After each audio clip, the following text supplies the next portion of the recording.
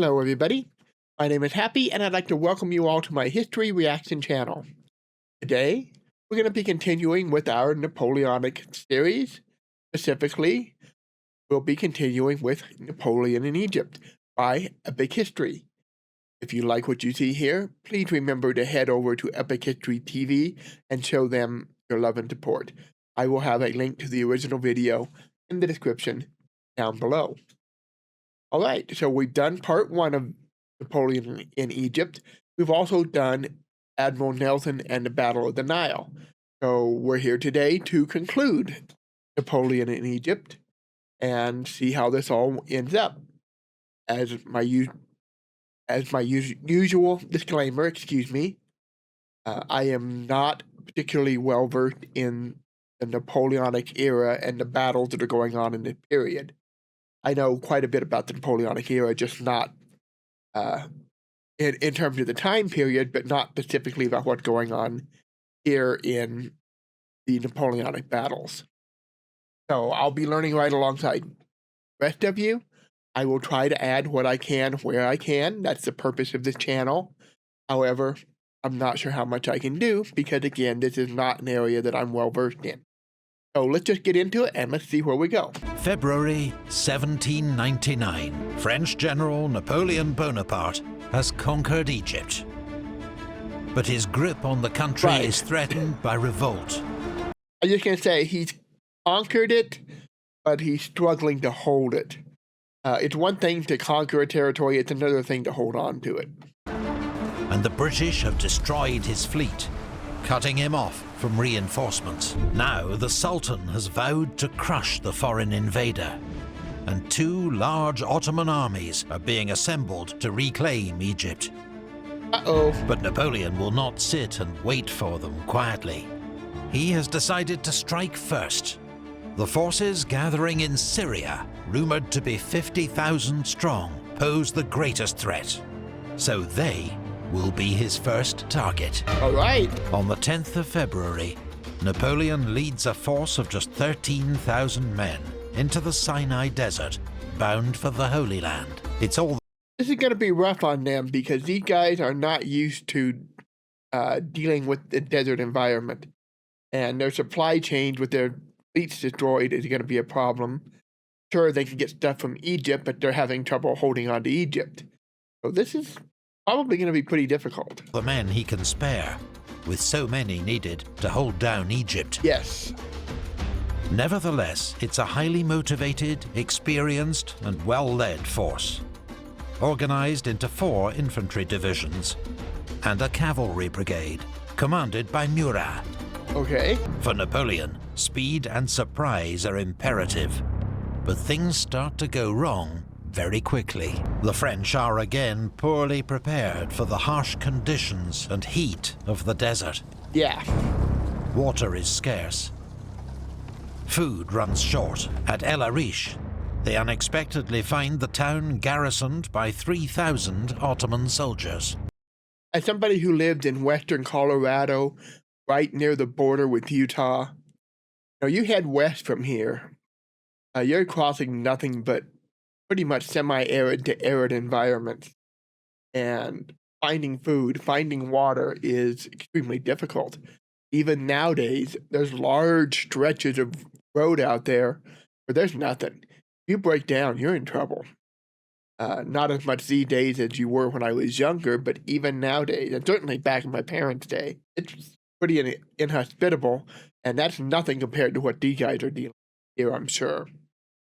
There's going to be a lot of caravansees and places like that along the way, I'm sure, because there are extensive trade networks in this region. But moving an army through the kind of terrain and the kind of environment, I don't even want to think about how difficult that would be. The siege holds Napoleon up for 11 days and costs 400 casualties, both of which he can ill afford. The garrison's surrender is secured only with generous terms. They are disarmed, but allowed to leave after swearing an oath not to take up arms against the French for a year. Reasonable. I don't know how many are going to hold to that. The French army continues into Palestine. Its fertile plains and fruit trees a relief after the desert. Yep.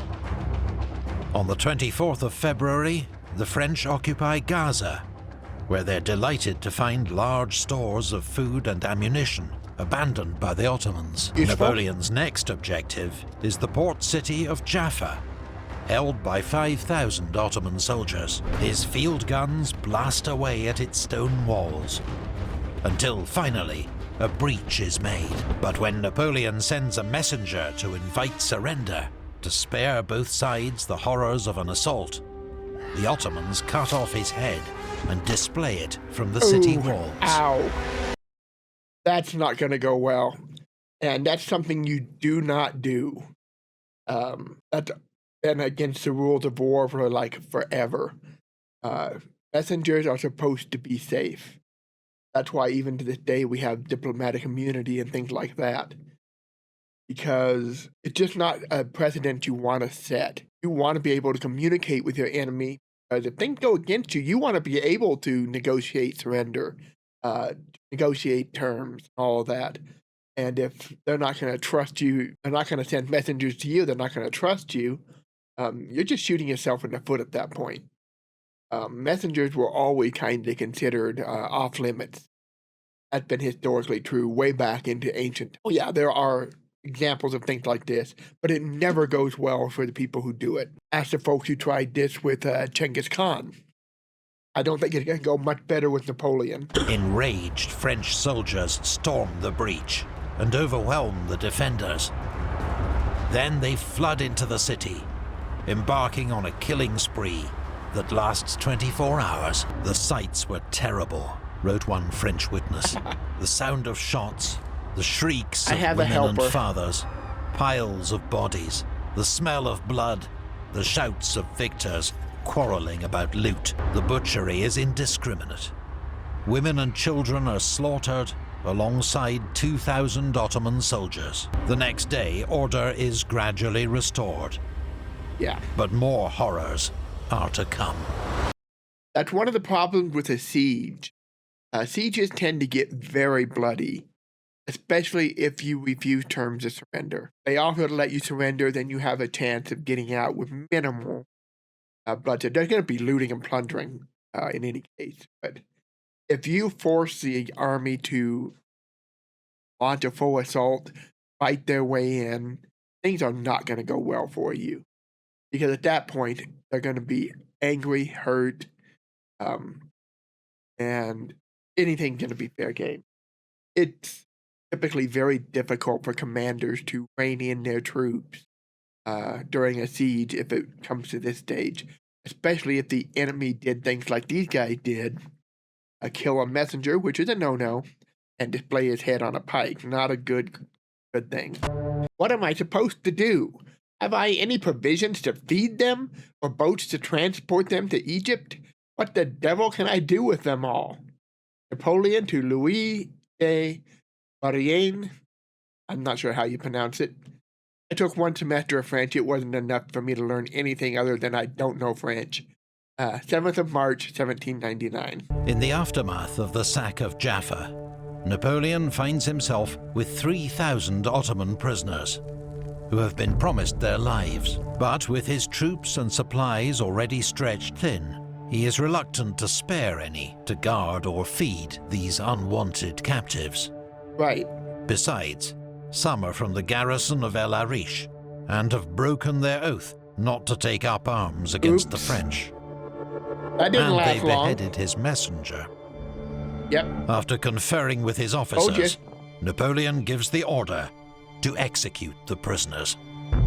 I'm not going to forgive that. That's something Over you just 3 don't days, do. the French lead the prisoners in batches to the beach and slaughter them.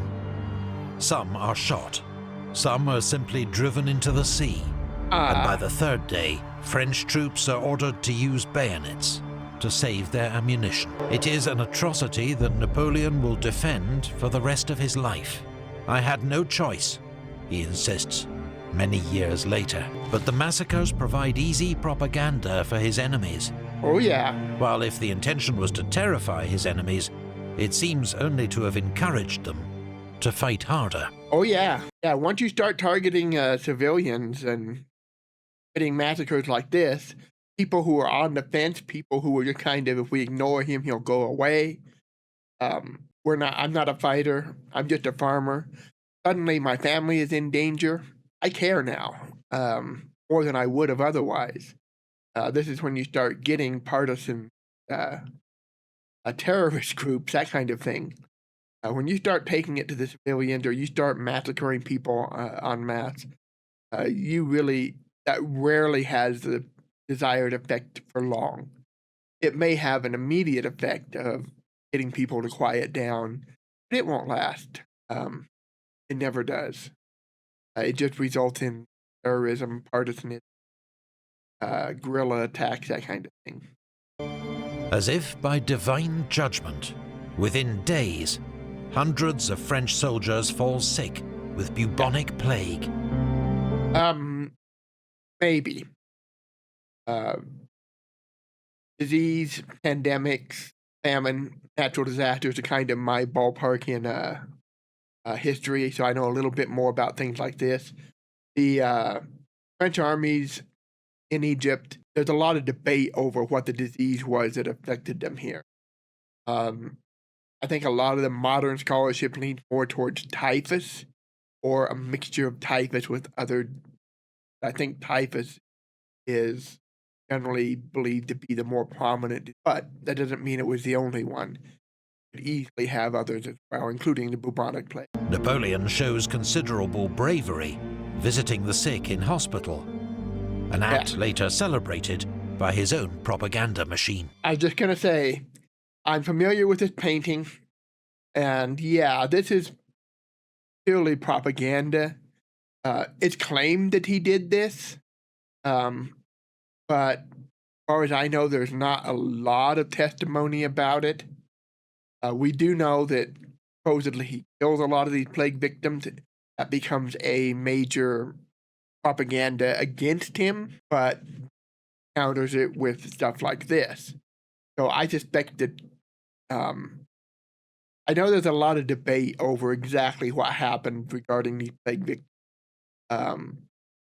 Just exactly what happened, because it's very much conflicting accounts depending on which side of the Napoleonic conflicts you're on. Napoleon now heads towards his main objective, Acre. Yep. Is it Acre or Acre? I've heard it pronounced both. I'm not sure which one is the official name. I've always wondered about that. But yeah, he's following the path of the Crusaders now. He's in the Holy Land. And of course you got to go after Acre. The ancient port city, famed for its role in the Crusades, is now the seat of the local Ottoman governor. He is Ahmed Pasha al-Jazar, known as the Butcher. Ooh. For 25 years, he has ruled Syria with an iron fist and is notorious for his imaginative tortures and executions. Oh dear. He has ignored Napoleon's invitation to surrender. And what's more, unknown to Napoleon, 2 British ships of the line have arrived to support him. Oops. Napoleon arrives at Mount Carmel, 12 miles south of Acre, just in time to see the British capture a coastal convoy carrying his vital siege guns. Oops. Their loss is a massive blow to his hopes for a quick siege. Yeah. All right, so this is near Mount Carmel. Let's talk a little bit about Mount Carmel because it's got a lot of historical significance. It's not really a mountain in the traditional sense. It's more of a range.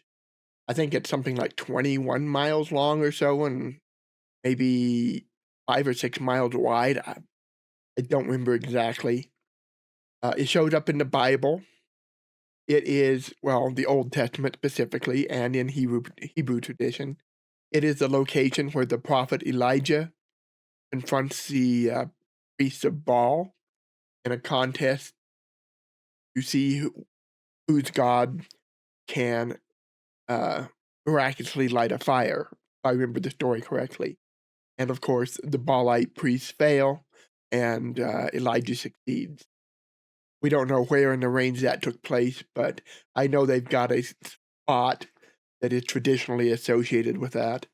Let's see, Mount Carmel. Also, even before that, was revered as a holy place by many religions. The Egyptians write about it as a holy site. So do the Phoenicians, Greeks. They associated it with Zeus. There were, trying to think, there's something else. Baha'i, the Baha'i religion. Mount Carmel is a major religious site for Baha'ism. If you're not familiar with that one, it's actually a fairly substantial religion. It's got, I don't know, well over 7 million people worldwide following it. Originated primarily in the area around Iran back in, I want to say, the 1800s. It's a fairly new religion that teaches respect for all religions. It has a major center there at Mount Carmel. But yeah, it's got a lot of association with religions from many, many different cultures and faiths. So it is a pretty significant site. I believe there was a Catholic monastic order that set up there as well, the Carmelites. I don't know a lot about those guys. I just remember we talked about this quite a bit in my history of religion class, because this is one of those sites.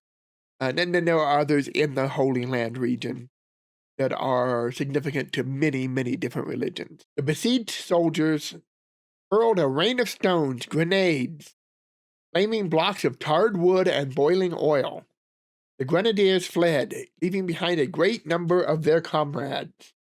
Quartermaster Charles Francois, 9th Demi Brigade. On the 18th of March, the French arrive outside Acre's walls and start to dig in. Literally. Without their siege guns, the city's defenses are a major challenge. Oh yeah. Acre bristles with 250 guns. Wow. Is surrounded on 3 sides by the sea, and on the other by walls that are 8 feet thick. The British control the sea, ensuring easy resupply, and have landed Marines, naval gun crews, and now Napoleon's own siege guns to bolster the defences. The British commander, Commodore Sir Sidney Smith, is energetic and full of ideas, while a French émigré, Antoine de Philippot, a former classmate of Napoleon's, provides expert siege advice. 10 days after their arrival, the French bombardment begins. Napoleon's field guns smash a small breach in the walls, but are then overwhelmed by counter-fire. 40 gunners are killed, and all but 3 guns disabled. Napoleon sends in his infantry with scaling ladders. A little early for moat that. Breaks up their assault, while defenders blast them with muskets and hurl down rocks. Scaling ladders were a thing, but they were always a risky proposition, because they're pretty easy to defend against, as long as you have a decent number of defenders. And at this point, I think Acre still had plenty of defenders. The French hurriedly fall back in disorder. Any man left behind is likely to be decapitated. The butcher has offered a reward for every French head he has brought. Yeesh. The French then repel an Ottoman sortie, inflicting heavy losses. The siege of Acre enters a stalemate. Napoleon will wait for heavier guns to arrive from Alexandria before he risks another assault. He can't really afford to be bogged down because there's more armies coming. Oh boy, now there's a significant mountain. But then, Very significant. alarming news arrives to disrupt this plan. The Ottoman army gathering to the north, 40,000 strong, is on the move. Yeah, I knew that was coming. Napoleon can spare just 4,000 men to face them. Jeez. The odds seem insane, but Napoleon trusts in the training and experience of his troops, and particularly the quality of his officers. Unsure of the enemy's line of advance, he divides his force. On the 8th of April, at Nazareth, Junot locates and scatters an enemy cavalry force 10 times his number. 3 days later, Kléber defeats 5,000 at Cana. while Murat surprises another force north of Lake Galilee. Yep. We're definitely in the Holy Land here. Religious significance all over the place for Christians. Of course, Galilee, Nazareth, all of that is extremely important to Christianity. On the 15th, General Kleber receives word that the main enemy force has swung round to the south and is camped near Mount Hamoure, 8 miles from Mount Tabor. Yeah. Seeking glory, Kleber advances with just his own division, intending to surprise the enemy at dawn. Yeah, so let's talk about Mount Tabor. That's a very major site in Judeo-Christian religion. So let's start with the Hebrew Bible. This is a site where, what was his name? Barak fought the Canaanite army and defeated them here at Mount Tabor. A fairly significant battle in Hebrew lore. It's also where Jesus was transfigured. It's a famous site of the Transfiguration. Now, well, it's assumed, let me rephrase that, assumed to be the site of Jesus' transfiguration. The Bible doesn't actually mention the exact location, but this has traditionally been seen as where he was transfigured, where he met with Moses and, was it Abraham? Wasn't. One of the prophets. Maybe it was, I don't remember. I know Moses was there representing law. I don't remember who was there representing the prophets. Anyway, that's where this took place. So, again, very, very significant location for Judeo-Christian religions. But he misjudges the march. When the sun rises, he's exposed on open ground. His 1,500 men facing 35,000. Jeez. Kleber's division forms square, and under a scorching sun holds the enemy at bay for 10 hours. But they are running low on ammunition, Right? and desperate for reinforcements. Absolutely. Napoleon, meanwhile, is racing towards them with 2,500 men. He arrives just in time, attacking the Ottoman army from behind, taking them completely by surprise. That's good. Most of their forces are a peasant militia, and seized by panic, they flee in all directions. Yep. Kleber joins the attack. The Ottoman army disintegrates. At a cost of fewer than 300 casualties, Napoleon has destroyed the enemy relief force and secured control of Palestine. The fall of Acre must now surely follow. No, not going to. And you doubt that, in sending you to such a remote country, the Directory had any aim other than to exile you from France, and to make every one of you perish. British propaganda leaflet to French troops at Acre. Makes sense. And again, I don't know which is the correct pronunciation. I've heard it pronounced both ways. I've always said it Acre. It's probably actually Acre. I don't know. But someday I'll figure it out. If anybody's from that region and knows the correct pronunciation, I'd love to hear it. But at Acre, the situation is deteriorating for the French. Yeah, Without just not a control good of the setup. sea, they can do nothing to prevent supplies and reinforcements entering the city. While their own ammunition stocks are so low, men are sent to find spent cannonballs to fire back at the city. Yep. Most alarmingly, plague breaks out in the French camp, with around 20 new cases every day.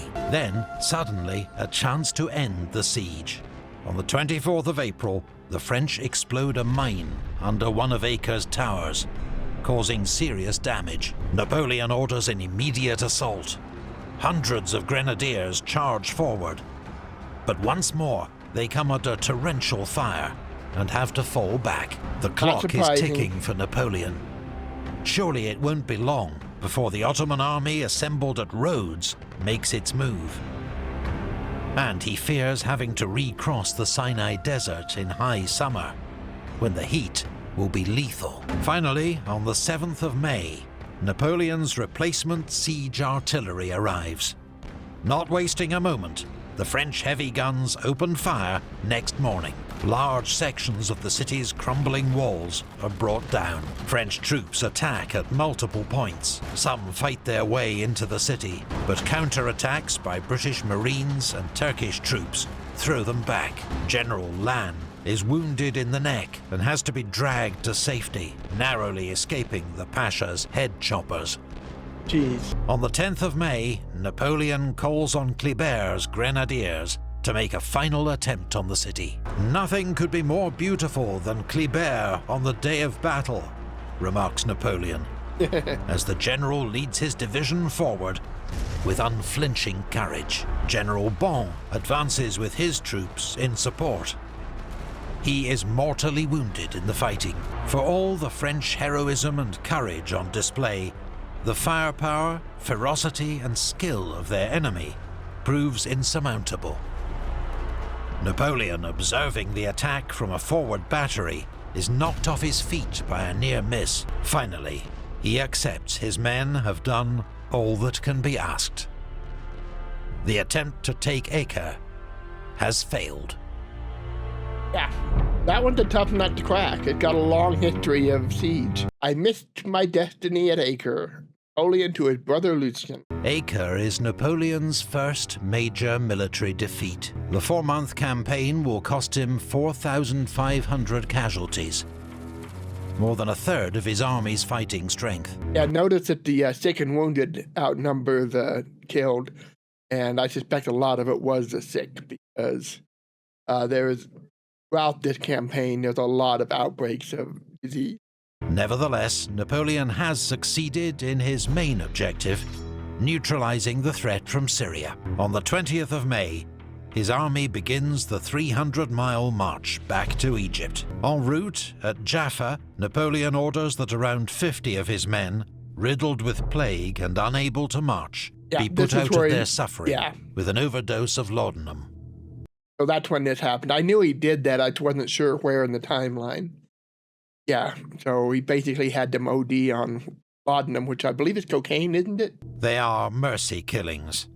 The victims would have suffered worse at the hands of the enemy, but the decision is still controversial. The French retreat continues into the desert. The heat is overpowering, and water in short supply. Morale is at rock bottom. Finally, after 25 days of marching, the army reaches Cairo on the 14th of June. Their return is marked by triumphal parades and celebrations across the city, organized by Napoleon. Of course. Gotta give the guy credit. He really knew how to do the PR thing. He is determined that his campaign be seen as a stunning success in Cairo and in France. The men have just a few weeks to rest. On the 15th of July, news arrives that the long-awaited Ottoman invasion has begun at Aboukir. Keep in mind that while all this is happening, things are not really going well for the French back on the mainland. A lot of the ground that Napoleon had gained during the Italian campaign is being retaken during this time, because there's no Napoleon there to stop them. There is no time to lose. Napoleon must hit the enemy immediately, before he can break out into the Nile Delta. With most of the Cairo garrison, Murat's cavalry, and Kleber's division, 10,000 men in all, he races towards Aboukir. The experienced Ottoman commander, Said Mustafa Pasha, has 9,000 men entrenched in 2 defensive lines guarding the fortress of Aboukir. His plan is to force the French to attack his strong defenses. Napoleon is thrilled to learn this. The enemy has nowhere to run. At dawn on the 25th of... Yeah, but an enemy with nowhere to run is more dangerous. If they can run, they might do it, which gives you time to regroup and recover. If they can't run, they're going to fight to the last man, and that makes them a lot more dangerous. Of July, he orders an all-out attack. The first Ottoman defensive line had not been completed and is overrun in minutes. French cavalry sweep around, to cut off the Ottoman right flank. Hemmed in against the sea, the defenders panic and flee into the water, hoping to reach the ships offshore. Thousands drown, with D'Estaing's division advancing on the left, Oh no, not Lannes in the D'Estaing. centre, and Murat's cavalry on the right. The French now advance against the second Ottoman line. Ah, D'Estaing, okay.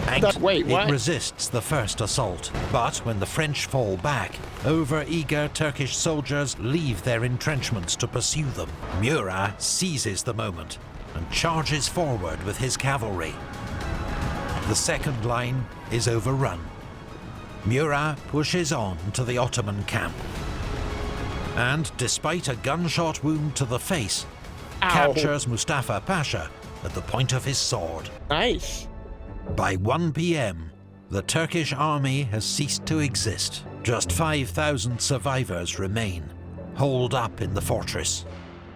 They surrender 8 days later, on the 2nd of August. 1 year to the day after the destruction of Napoleon's fleet. The name of Aboukir was fatal to all Frenchmen. The 25th July has rendered it glorious.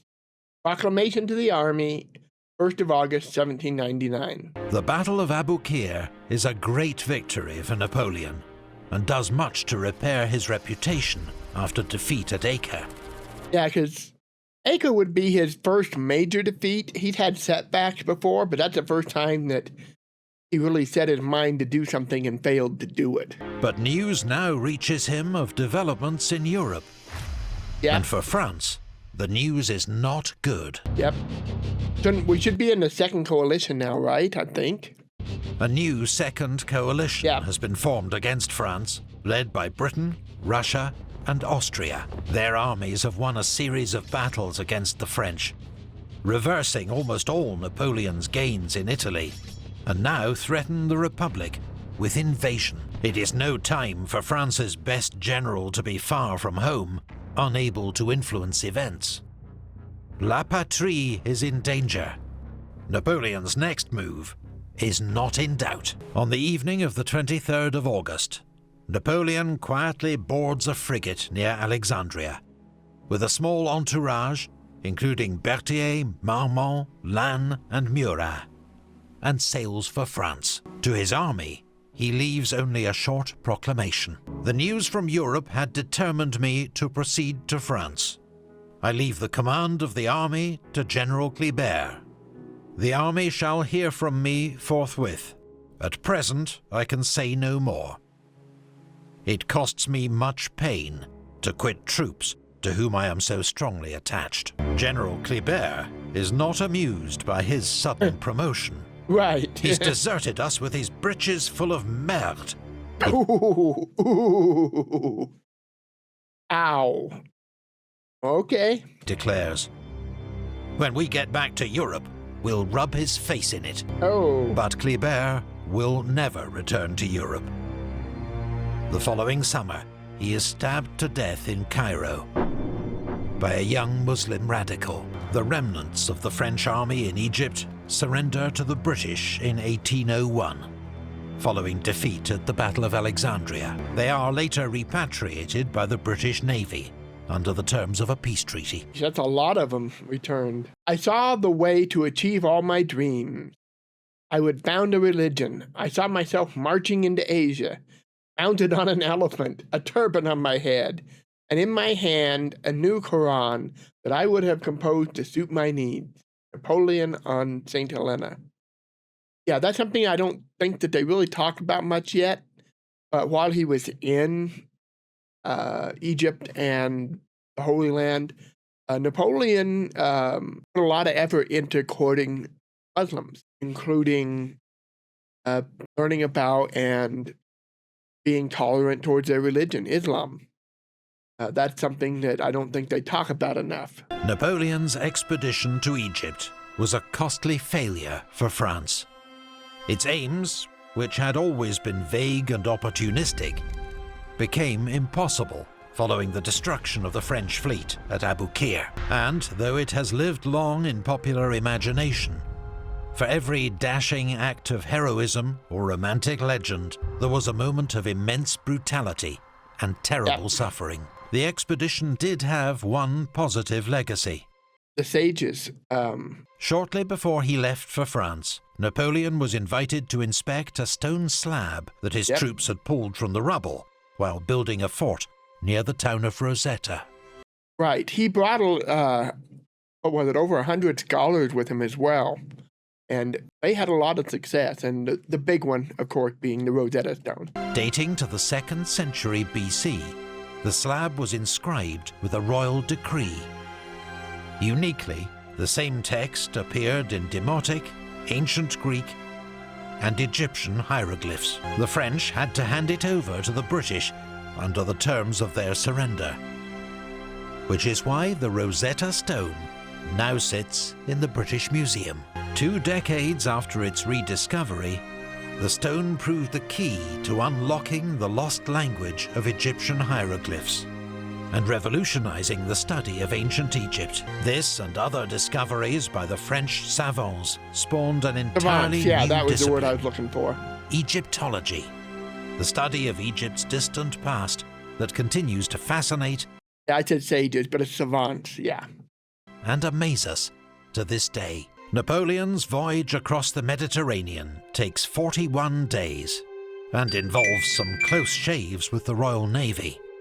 But his destiny was not to be thwarted a second time. En route, he makes his last visit to Corsica and the town of his birth, before setting off for France to take the next step in his astonishing rise to power. All right. Bias and misinformation are as old as history itself. In this video, we've seen how Napoleon's enemies leapt on his actions at Jaffa to paint him as a murderous fiend. Yes. While French artists predictably chose to commemorate other parts of the story.